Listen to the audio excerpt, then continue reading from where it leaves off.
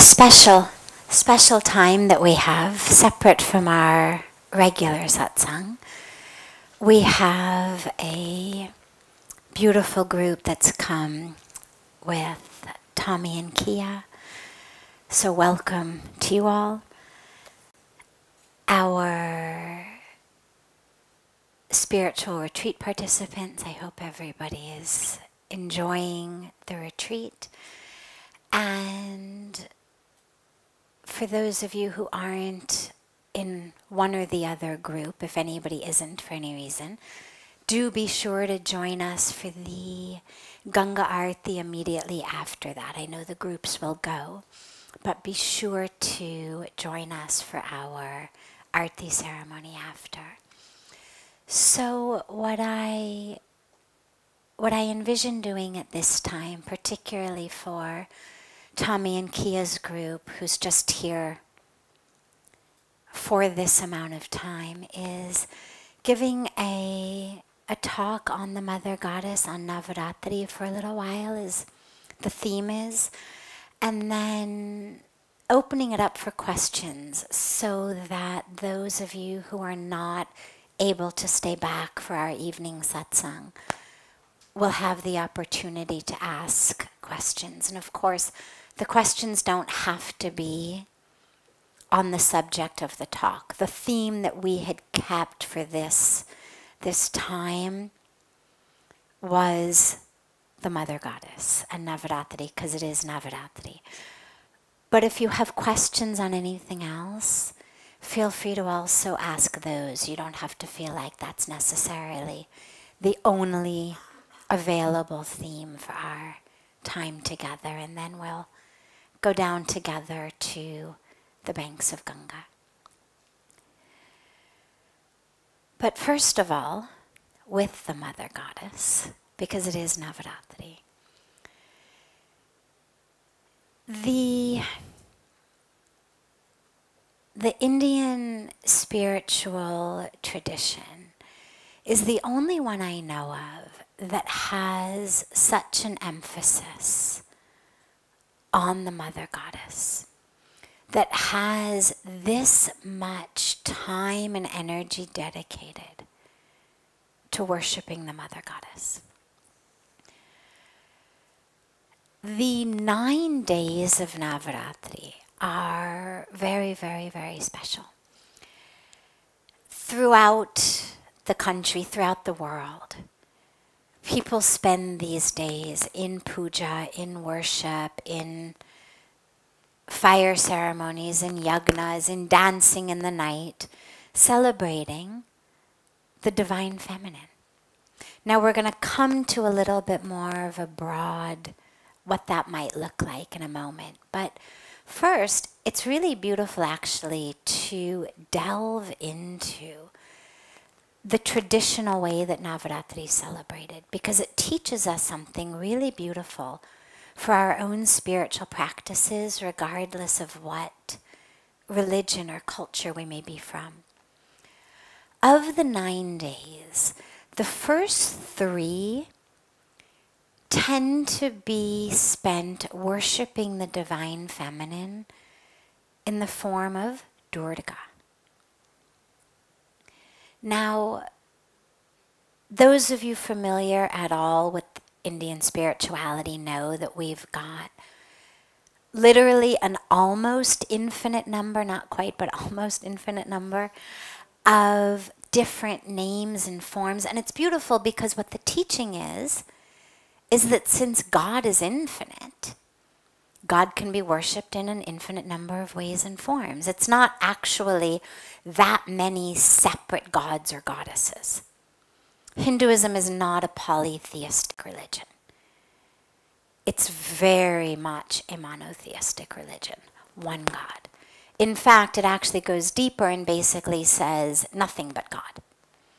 It's not just one God sitting somewhere, taking lots of forms, but rather nothing but God, and therefore in an infinite number of different ways and forms. So those forms that are dedicated to the feminine. There's many of them. In Navaratri, the first 3 days, as I said, tend to be dedicated to the goddess in the form of Durga. इसको आप देख लीजिएगा, देख लेना, यहाँ पे है. And Durga is, when you think about the mother goddess in a more fiery sense, धन्यवाद. The more fiery sense, the one who is removing from us all of that no longer suits us, that's not right for us in our lives, no matter how much we want it. Literally the mother goddess who in a big way, but if you think back in terms of our identification with our mother, so Durga would be the one who came through and said, no, no more of this, no more of that. I don't care how much you cry. Stop making those faces. That's Durga. And it's beautiful that we begin Navaratri with her, because so many of us long. We long for grace, we long for a deeper spiritual connection, we long for change and transformation or even enlightenment in our lives. At the very least, we long for peace and joy. But what a lot of us face is this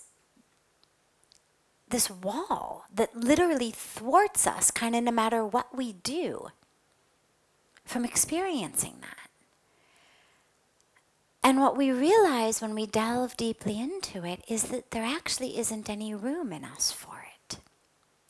That we have filled ourselves up so completely with that which blocks the light, with our egos, with our attachments, with our expectations, with our personalities, with our identities, with all of that that is not true self. That when we pray for grace, we pray for light, but there almost isn't any room. It's like my favorite story of the man who goes to the guru, and he's walked for weeks and climbed the mountain and gets into the cave where the guru's meditating. And he bows at the guru's feet and says, grant me enlightenment. This is what I've studied, this is what I've learned, this is what I've done, and these are, my challenges, this is what I need from you. And the guru says, have a cup of tea. And the man's like, tea? I didn't come for tea, I came for enlightenment. I don't have time to waste for a cup of tea. The guru says, have a cup of tea. So he waits, the guru goes in the back of the cave, brings back a teapot and 2 cups, puts them down and starts pouring. And he's pouring and pouring and pouring, and the cup fills, and now the cup is spilling out all over the place. And the man shouts, and he says, what are you doing? Stop. The cup is full. It can't hold anymore. And the guru says, your mind is just like this cup. It's so full of who you think you are, what you think you know, what you think you've done, what you think you need, that there's no room for me to give you anything. Until and unless you drink the tea, I can't give you more tea. And until and unless you empty yourself of all of that, there's no room for me to give you anything. And so Durga is the one of the goddesses who comes through and who literally makes room. makes room. Because you'd think that it was really easy. I mean, you'd think that we, in our infinite intelligence, would understand that we'd understand this attachment or this fear or this addiction or this thing in my past that I'm holding a grudge against or whatever it may be is actually the thing blocking me from exactly where I want to be. It's not the traffic, it's not the weather, it's not the stock market, it's not my neighbor, it's not my mother-in-law, it's not my boss. It's actually in me. And you'd think that we would be able to just let them go. But tragically, ironically, we hold on even to things that don't serve us at all, even things that are preventing us from being and becoming, experiencing, knowing who we are. We hold on for 100 reasons that I won't go into now because we'll run out of time with that, but we all know the reasons. We hold on because it's comfortable, we hold on because it's familiar, we hold on because if I weren't an alcoholic or the child of an alcoholic, well, who would I have to be then? What plate would I have to step up to in my life? What excuses would I have to stop using? If I weren't what I look like and how much money I make and how successful I am and my cars and my house, well then what would I have to feel proud of? What would make me worthy of occupying my place on earth? If I weren't pretty and rich and funny and sexy and all of those things we're supposed to be, well then where would I find my self-worth from? How would I get out of bed every day? How would I feel okay about myself? So we hold on to these things for a lot of reasons, but that doesn't change the fact that they don't serve us. So Durga comes in and she says, whoosh, I'm going to just remove those for you. I know I didn't ask your permission, but hey, you prayed to me. You're doing my puja. I heard you say Jai Ma. Here I am. And she comes through. You know, when we celebrate Shivaratri or when we worship Lord Shiva, it's similar in Shiva's form. But in the Indian tradition, all of the tasks and the embodiments of the tasks, so Brahma who creates and Vishnu who sustains and Shiva who dissolves or destroys, well, none of them is able to do any of that without their Shakti. The feminine who actually brings the energy to that, makes creation possible, makes sustenance possible, makes dissolution possible.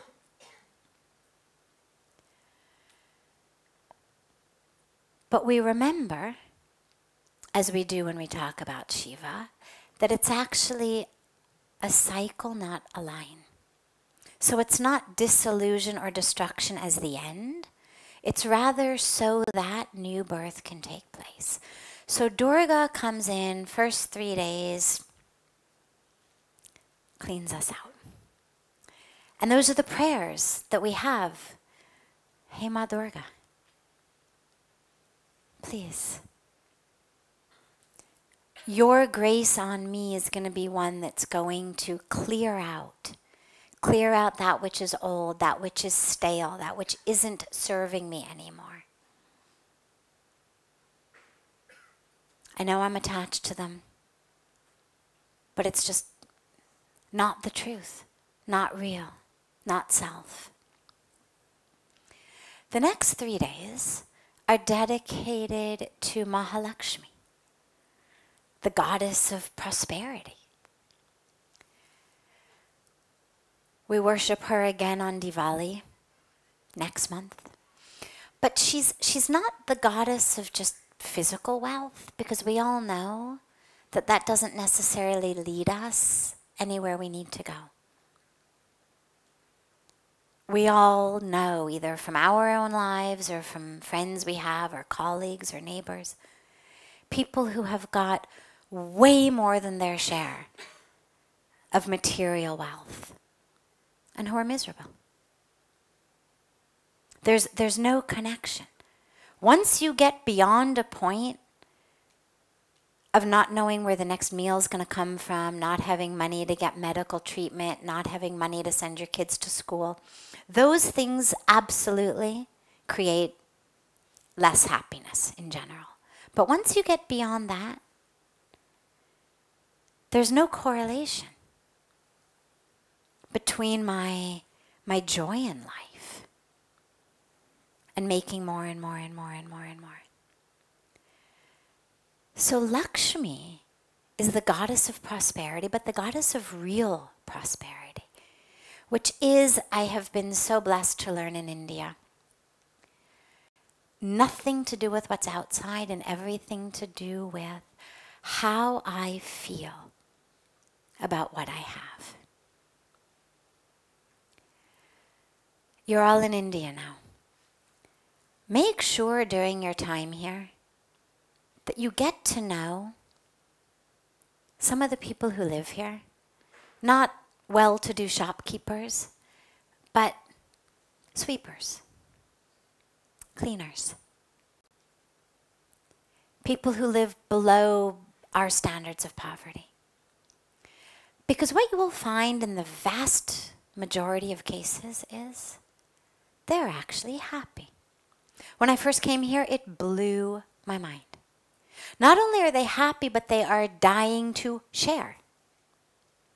They want to feed you at their own house with their own food. They want to cook for you. And I don't mean the guy who's hired to be a cook. They have such an experience of abundance. And that is what Goddess Lakshmi gives, is an experience of abundance. Because that's what wealth is. If I don't have enough, and I'm looking to grab more, hoard more, steal more, I'm poor. I don't care how much is in your bank account. You're impoverished. If you look at the world from a position of lack, and you feel jealous, and you feel empty, and you are living in any belief that there is something out there that you are going to buy, get, achieve, earn that's going to make you happier, you are poor. And I don't mean that as an insult at all, simply as a statement of fact. And it's better that we all realize it so we can go about fixing it. Really, if we don't know the truth, we have no way to work with it. And what you see here, not exclusively here, but for me it was just the most powerful and very first example that I'd ever seen, is people who were, by my standards, poor. But if you so much as used the word poor to talk to them, again, not insulting, but just as though you were speaking a matter of fact about them being poor, they would say, no.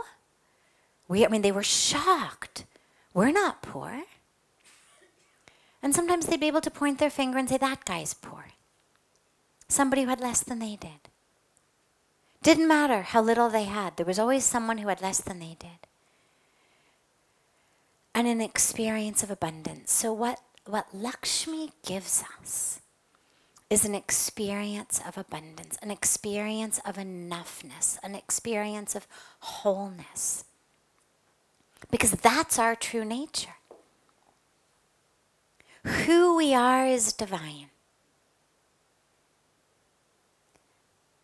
One of the most core, fundamental bodies of teaching, the Upanishads, which are seen as really the nectar, the crystallized nectar of the Vedas. The Upanishads tell us that everything in the universe, everyone in the universe, is pervaded by the divine. Is divine. Not minus you. Everyone. That's our true nature. We don't know it. But that's the truth. And so what Mahalakshmi gives is an experience of the truth of who we are. And that fullness, and that abundance, and that gratitude.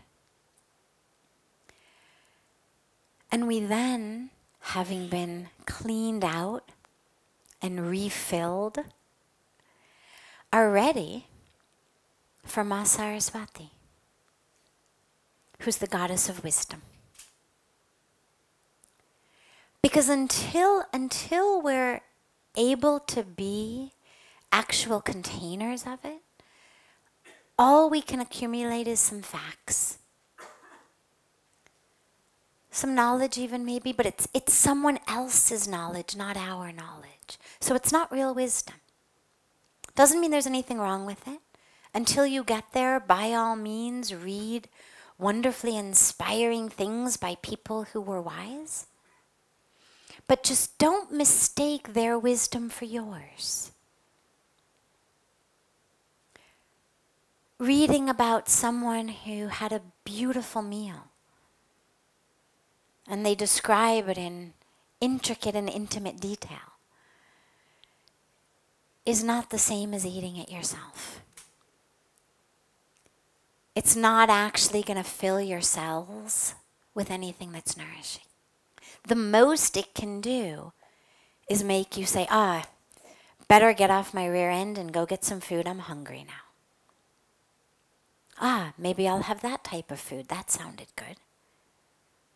But it's not actually going to fill you.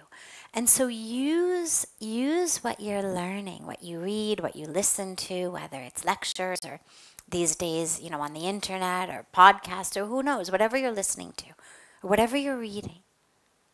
Use that as things that inspire you to experience wisdom within yourself.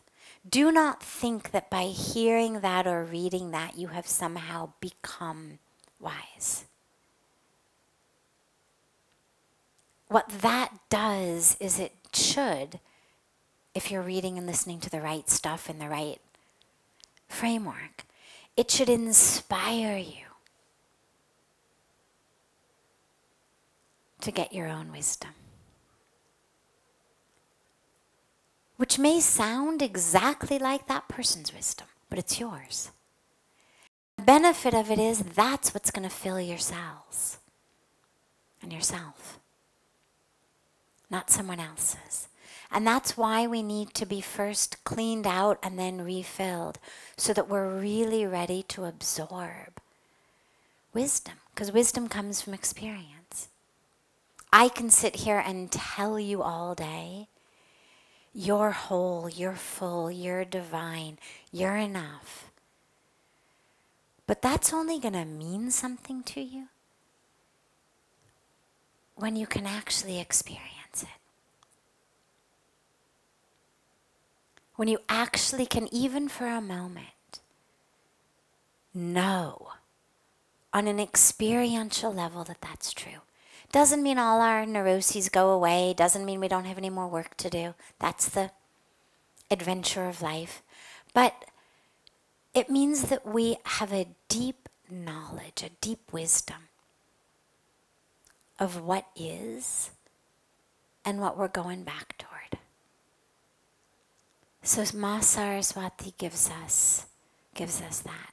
She also, really interestingly, is the goddess of music, which I love, because when you think about, if you were thinking about, on a hierarchy, if you had to put virtues or attributes on a hierarchy, certainly music is beautiful. But most of us wouldn't think about putting it right up there at the pinnacle. And she's seen, with the instruments. And what it makes us realize is, on a deep level,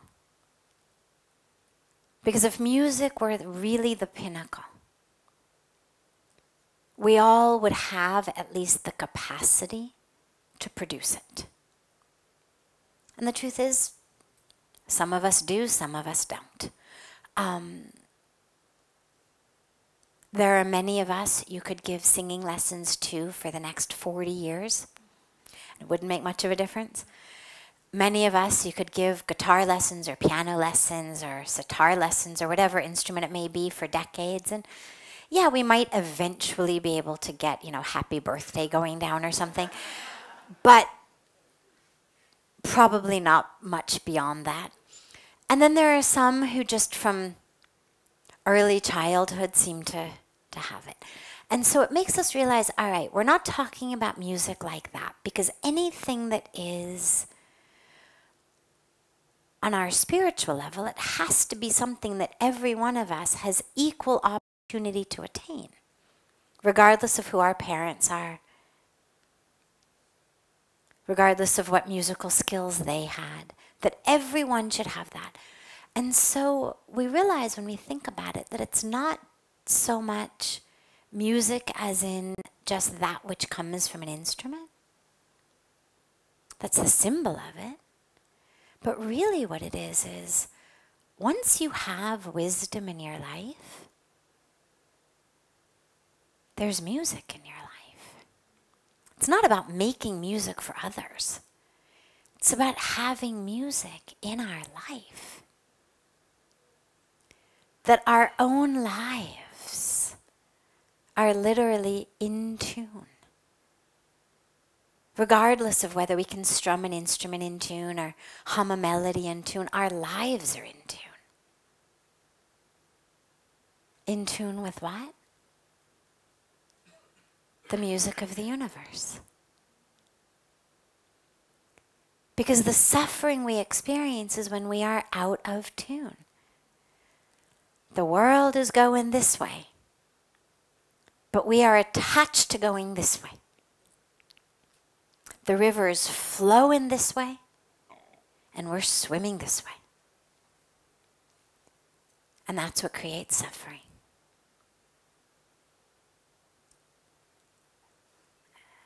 And so when we have Ma Saraswati in our lives, she brings us wisdom, and with that wisdom comes the ability to be in tune with the universe. And music starts flowing in our lives. And one of the things that we know about music, particularly those of you who do have the talent to make it, is you have to be in that moment. If you are playing something on any instrument and you're thinking about the next chord or the chord 4 chords down the line, you're going to mess up. Your fingers can't be doing one thing while you're thinking 4 chords ahead. The only way to make music is to be with the music. And that's true whether it's an instrument we're playing or simply our own lives we're playing. If we're 4 chords ahead, the music stops. And so how can we be in tune and in the present to allow the music? And that's what the wisdom gives us.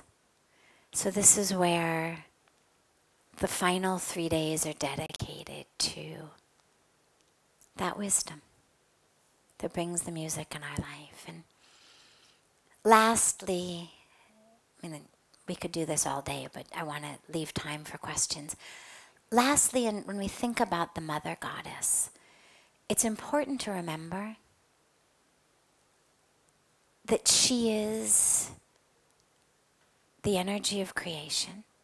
She's also in creation. In the Sanskrit language, which in English we don't have, but many other languages do. French has it, Spanish has it. They have masculine and feminine. So certain words are masculine, certain words are feminine. So in Hindi and Sanskrit, the word for the energy is Shakti, feminine. The energy for that which is created, Shrishti, the creation, feminine. Prakriti, the nature. Not just nature as in the grass and trees, but that too. But the nature of all of us. Prakriti, feminine. So the mother goddess is that which creates, that which is created. Both the energy in it and that which is created of that energy.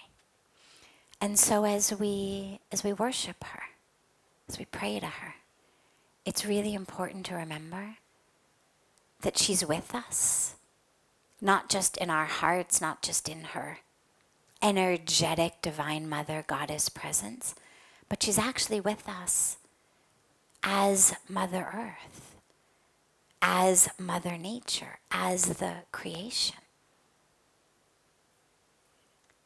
And it's crucial that we remember that, because we're not treating our earth and our nature as though it's divine. We're not even treating it like it's human.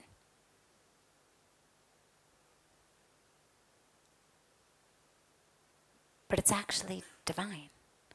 And so as we celebrate Navaratri, it's also really important to ask ourselves, all right, what's my take home here? In addition to my personal spiritual unfolding, what about how I live? Because spirituality is not about me in a vacuum. It's not about, now I'm peaceful, that's so great. The rest of you can just keep suffering and go to hell and, whatever. But because all is good, all is perfect, right? I mean, I'm in bliss, and must be your karma to keep suffering, and, That's what we call half-baked spiritual experiences.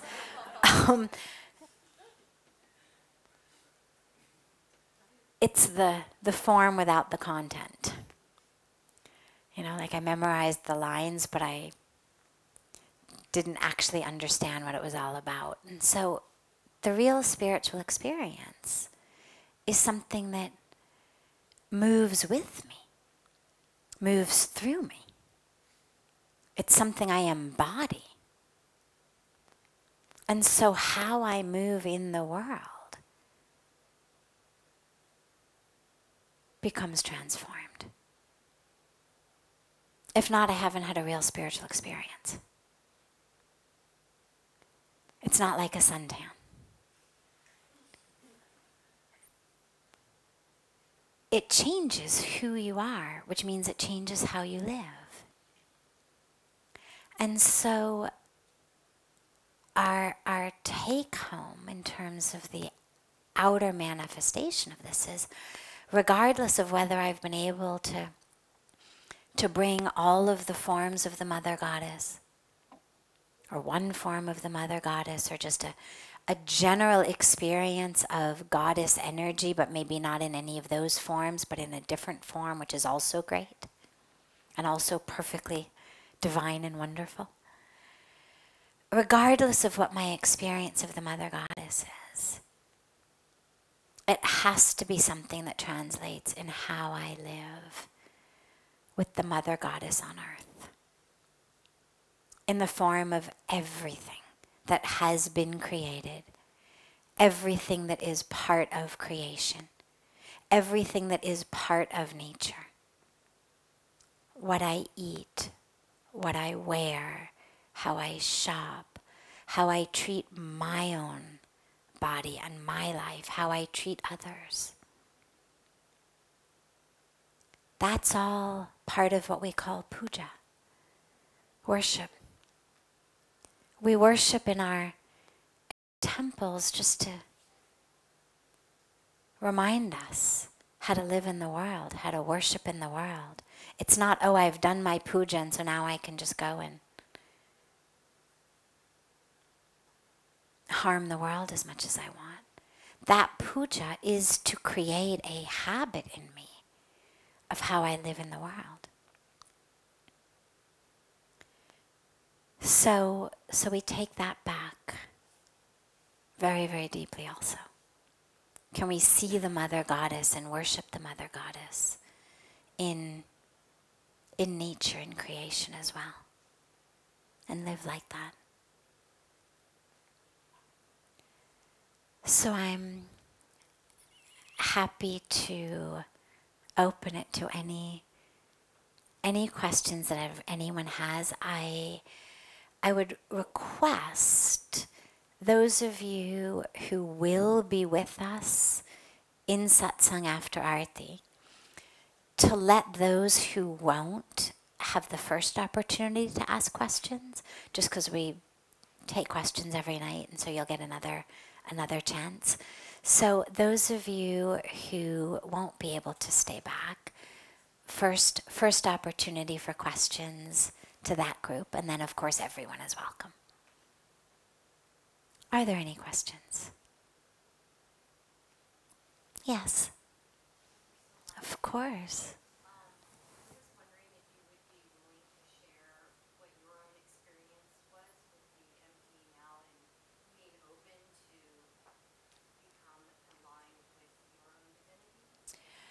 Sure.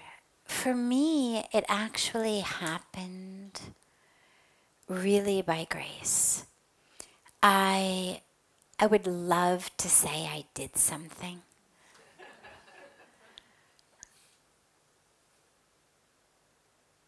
The only thing, and now it's 22 years in retrospect of thinking about it, the only thing that I can say that I did was be deeply committed to truth. I was passionately committed to truth. And so when I came to India, different story, but I got here with a backpack, expecting nothing, seeking for nothing, looking for nothing on any conscious level. I stood on the banks of Ganga and had an experience that literally knocked me to the ground, that literally felt like it pulled a veil off, not just my eyes, but my entire being. And I could see. I could see divinity. I could experience divinity. It was an experience of grace. What has happened since then is I've realized the importance of constantly emptying out in order to be filled. And so my personal practice in a lot of places, in a lot of ways, on a lot of levels, is all about emptying me. My daily prayers literally sound something like, please take away everything in me. Please just keep taking it, remove everything in me that is false. Because I've been given the gift of experiencing what's real.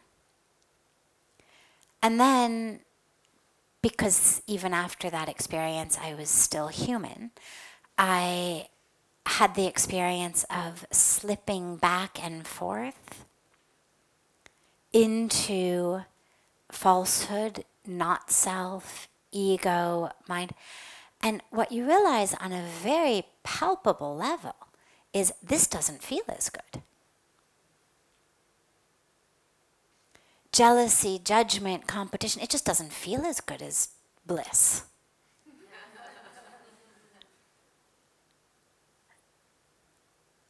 And I realized that. And I thought, no. Please, somebody, take this away. And that literally has just become my prayer. But it's more than a prayer, it's also an active choice in almost every moment. Because in almost every moment, the ego self, the old self, the patterned self, wants to be the one to take over. And we have a choice in that moment of going with it, which we know, if we are quiet and we are in tune, we know I am just doing drama.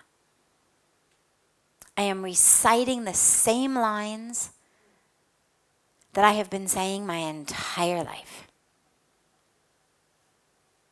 I know this story. I know actually even how it's going to end up because I've done it so many times that I know how the other person's going to respond. I know how I'm going to respond. I know what this is going to look like at the end of the day. But there's such a momentum.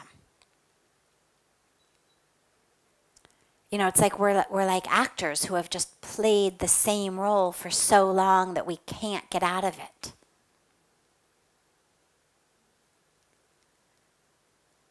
And this is where it's really important to stay present in every moment. And the question that I ask myself, because I also have a deep commitment to kindness, I've learned, I've spent years of my life not being so kind to myself, and I've learned it doesn't get you anywhere. You don't actually become the person you want to be just by berating yourself into it. Sadly. Doesn't work. And none of the things that we think we're doing work either. The only way is to actually create space. It's like if you plant a seed, but you stand over it and you shout at it,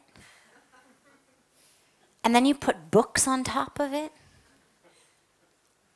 and you yell at it, why aren't you an apple tree yet?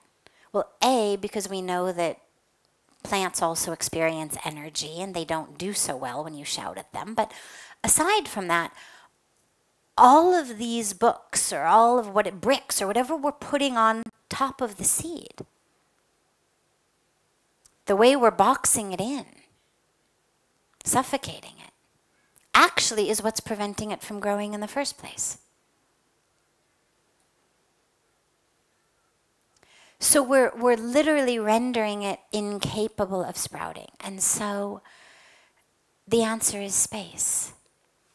Can I create the space with kindness into which who I'm supposed to be actually can grow, actually can open, actually can sprout? And so for me, what I realized as those parts of me would come back was, A, this doesn't feel so good. No, I'm not choosing this. C, if I'm not choosing it, who's choosing it? It's not something someone else is dishing up and serving me. So if I'm not choosing it, why is it happening? Which sounds like a really simple question, but if you're prepared to go deep with it, it actually takes you very interesting places. Because we can certainly say, this person made me mad, therefore I drank, used, ate, gambled, did this, did that, whatever our thing may be, it doesn't matter. Or just was depressed and miserable, shopped, went on Facebook, whatever we do, we can certainly say that. But that was just a triggering incident. The person didn't actually shove the bottle down our throat or shove things up our nose or shove, we did that. So who's choosing that? And the minute you realize very, very deeply that you're choosing it, and that you realize that you're choosing it actually with your best interest at heart, you're just going about it the wrong way. Really what you're trying to do is not be mad in that moment. There was a triggering incident. You were mad. Being mad didn't feel good. Or you were upset, or you felt frustrated, or you felt ashamed, or whatever you felt didn't feel good. You wanted something different. Good instinct. You just went about it in an unskillful way because now you're just going to feel worse a few hours or days later. And you'll discover you're no less angry, you're no less ashamed. And so instead, to realize, hey, wait, I have a choice here. And the question I started asking myself was not, how can you be so stupid? Not, I guess the spiritual awakening wasn't real. Not any of the stuff that my judging, thinking mind would have done if I had let it run the show. But instead, I developed a simple question. Is there an alternative? That's it. Is there an alternative? In this moment, I know how to go there. This is what I've done my whole life. I know this drama. Is there an alternative? And that question became my key. Because the minute you ask that, first of all, the answer is always yes. But you see where the question is kind, whereas saying, you stupid, you're doing this again, is not so kind.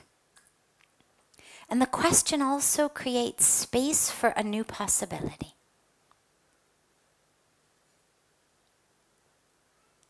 And then you choose that. And so for me, it became choosing the new way, choosing the new way, choosing the new way. And realizing, really, that whenever the I had identified as, ran the show, got too much here, it didn't feel good. And the more that I could breathe, it's not about pushing yourself out. Again, it's about creating space. So I'm not saying out with you. It's about creating space. So that there's room for more. If I have this glass of water, and this is what I identify as, and into this glass of water comes a rock. Somebody drops a rock into it. We'll call that the things of the world. The stress, the anxiety, the failure, the things that trigger us. So it falls, and what happens? It splashes, right? All over the place. Most of us spend our lives trying to push those rocks away. How to prevent them from coming. How to cover ourselves up so that we're not affected by the world. But then we just get contracted and suffocated inside, and life is not about contraction. It's about expansion. So the only real way to do it is, can I expand? So if you take the same rock and you drop it into a bathtub, it makes less of an impact. Drop it in the ocean, almost no impact. So how can I experience myself as an ocean rather than a glass, or at least as a bathtub?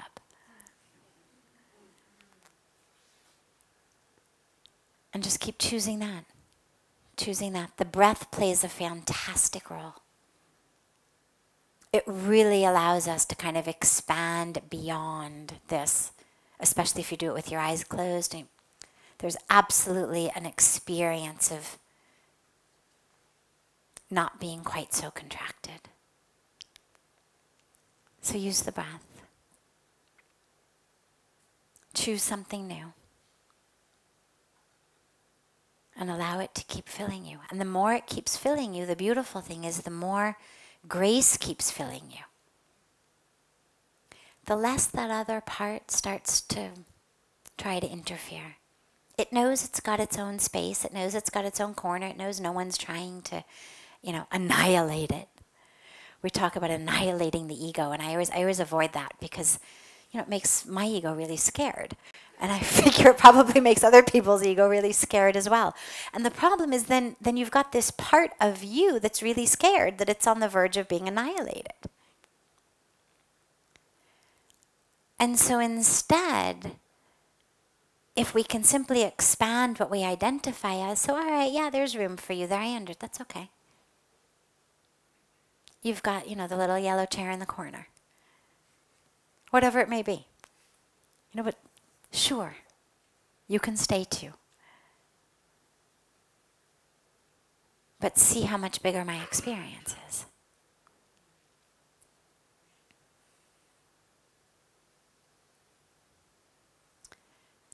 So we have time for one more question, if there is. Yes. Sadhvi, first of all, thank you so much for being a part of our community, the Recovery 2.0 community. Greatly value all your wisdom you spent with us. In particular, this year's Global Recovery Conference, your sharing of your personal story with addiction touched me greatly. Oh, good. A lot of us. Wonderful. As well. My question is about trying to clarify, maybe shining some light on how in India and the celebration of the feminine, is so profound and so deep. Mm-hmm. And at the same time, and something that we struggled with as a group yesterday, there seems to be different norms and rules for men and for women. Mm-hmm. So that's sort of a dinner. Yeah, and it really is hard, and there is no one answer to this. Other than human nature. Meaning our ability as humans to kind of believe one thing in a box and then act in a different way. So there's that. There's also some misunderstanding though. So I'll quickly address both levels. First of all, in the West, in the feminist movement, and then the post-feminist movement, and all of this that we've really, really pushed and struggled and achieved greatly to a large extent, equality. But being equal doesn't mean being same.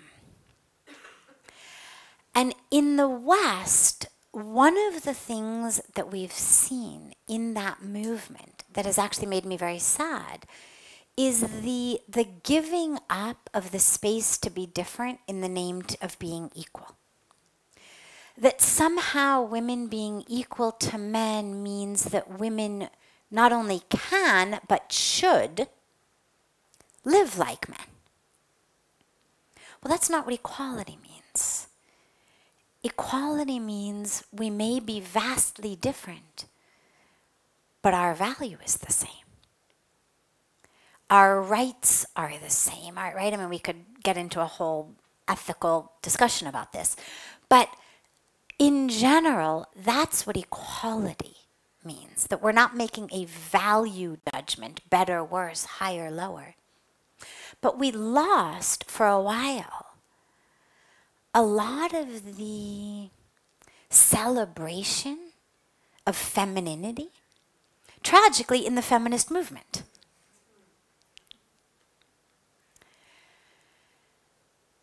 India didn't go through that. It's having actually some of it now. It's very interesting. Literally these days I find myself on panels talking about that. But the difference that you see in India, society-wise, in terms of roles that men play, roles that women play, we have to be careful about not jumping to conclusions. That, yeah, there are different roles in society. But that doesn't in any way mean that the women are less equal. And yeah, we're going to come to societal evils in a moment. I'm talking theoretically at the moment here. Theoretically, having different roles, doing different things, does not in and of itself mean that we don't have equality. And India is a culture where there's a very, very clear sense of this is what women do, this is what men do, this is what mothers do, this is what wives do, this is what sons do, this is what daughters do, and there's a lot of difference. But without any value judgment being attached to that. And that's important, because when we come in from the West and we're like, you know, you drive down the street, for example, and in general you're mostly just going to see men on the street, particularly in the big cities. And, you know, it's changing less and more, but in general, where are the women? Are the women being, you know, locked up at home or something? And, you know, no, it's just different roles. So as a protector of Indian culture, I feel that it's very important to emphasize that the vast, overwhelming majority of women in India, I know, from the young to the old, do not feel in any way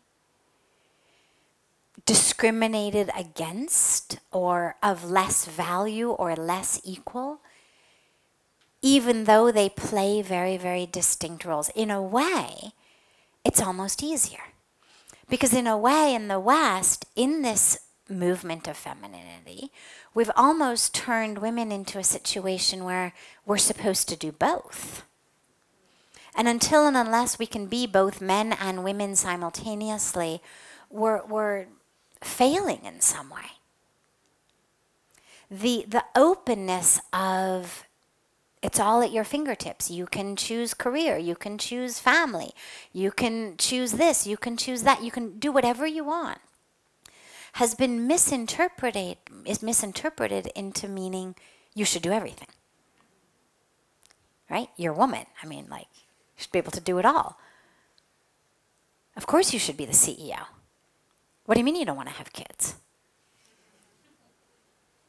What do you mean you're not going to stay home with your kids? What do you mean you're only working part-time? You don't have an organic vegetable garden? Like, really? Your kids don't get fresh juice every day? Why'd you miss yoga class? Right? We're literally somehow sort of expected to do it all. So in a way, actually, having a system where pretty much, again, it's changing, but pretty much societally there are roles that women play, and most women know what they're expected to do. And again, as I said, it is changing, but still in traditional Indian culture. And most of them really don't mind. Now, the other side.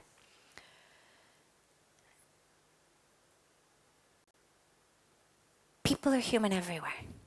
And we have what I call societal evils everywhere, regardless of what our laws may be, regardless of what our ethics may be. We also have ignorance and ego and greed and lust and anger and all of that. And that leads to societal evils. And so you absolutely do see things happening in this country that are not in line with the woman being the mother goddess.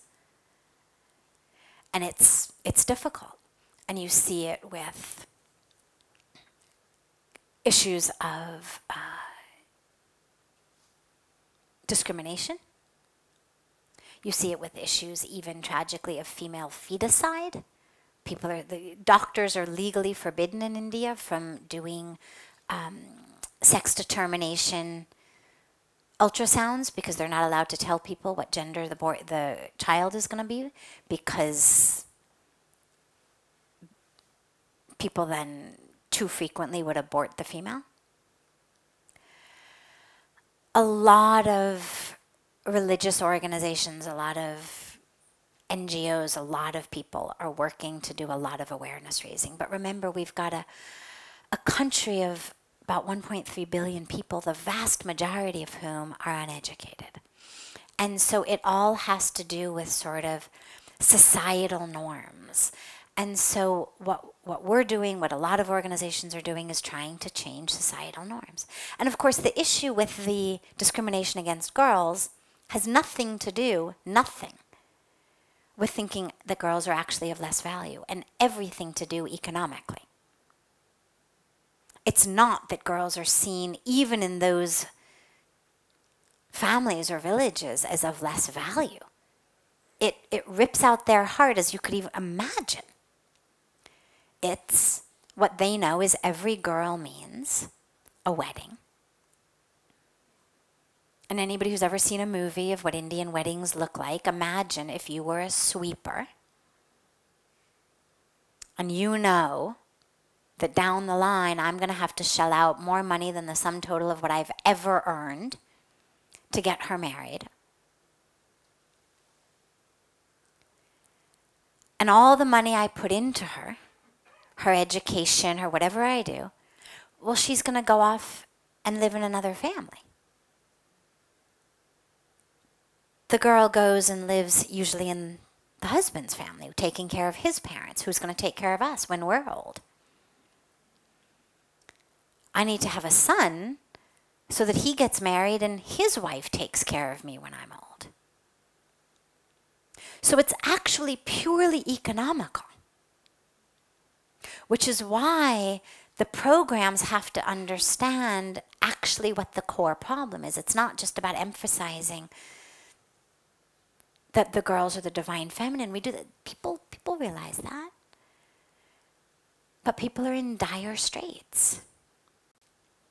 And this is where programs of helping people afford education, helping people afford weddings. You know, I mean, if you're ever wondering what to do with, extra money that you've got, get a poor Indian girl married. I mean, really, we do a lot of these. It's an incredible gift to a family. All girls, regardless of how poor they are from the time they're young, dream about, or not all, but majority of them, dream about their wedding. Now imagine that your family can't afford to give you one. Because of course, traditionally it's the bride's family that pays. The bride's family puts on the wedding.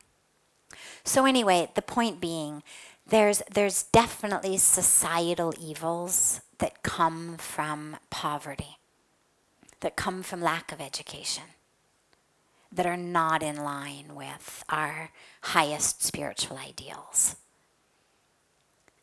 And so we work with them as best we can. And, you see it spiritually as well, you see it, religiously as well. I can't tell you how many programs I go to, events I go to, that I wouldn't normally go to simply because it's far, or I know there's going to be so many speakers that I'll literally get like 2 minutes or something, one of those events that are famous in India, and you've got, 30 speakers, or, a stage full of leaders, and everybody's got a minute, 2 minutes, and the MC is like, please keep it as short as you can. You're like, why'd you even call me? But I go because what I know is that most of the time I'm going to be the only woman on that stage. And on the off chance that there's a girl out there who wanted to become a spiritual person, who wanted to take this path, but whose parents said, no, that's for men, that maybe by seeing me on that stage whether in person, whether on TV, because these events are usually, broadcast all over the country. We've got all of these spiritual channels that broadcast it all live. Somebody's going to see and know, she can do it. And so literally that's actually what pulls me to a lot of these programs, is knowing that I have the ability, not just in what I'm going to say in the 60 or 90 seconds I get, but simply by being there to young girls who watch. So we're, doing as much to shift all of it as possible. But it takes a while. Yeah, wonderful.